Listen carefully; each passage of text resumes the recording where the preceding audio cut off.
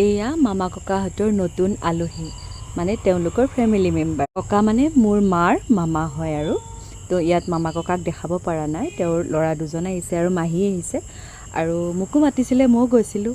তেওঁলোকে 1-1.5 ঘণ্টাৰ ভিতৰত ৰিক্সাখন ধুনীয়াকৈ বনাই দিছে, চাওকচোন।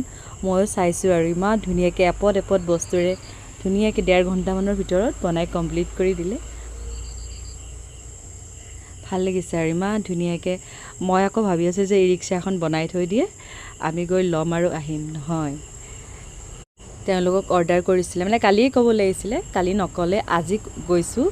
তাৰপিছত ধুনীয়াকৈ বনাই দিছে আৰু ময়ো তাকে চাইছোঁ, ইমান ধুনীয়াকৈ তেওঁলোকে তৎক্ষণাত বনাই দিছে আৰু এটা এটাকৈ বস্তু লৈছে, লগাইছে।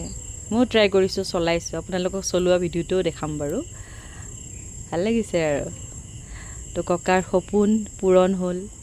ককাই প্ৰথমতে মামাক, মানে তেওঁৰ ল'ৰাক 2চকীয়া স্কুটি এখন লৈ দিছে, এইবাৰ 3চকীয়া। তো চাগে অহা বছৰ মানে 4চকীয়া লৈ দিব আৰু। ককাৰ মানে সপোন আৰু। ককা হ'ল সংস্কৃতৰ শিক্ষক, যদিও সংস্কৃতৰ শিক্ষক, তেওঁৰ হিন্দীৰ বিশাৰদ আৰু মানে বহুতকেইটা আৰু তেওঁৰ ডিগ্ৰী থকা এজন ব্যক্তি। খুব ভাল মানুহ, আগৰ পুৰণি মানুহ।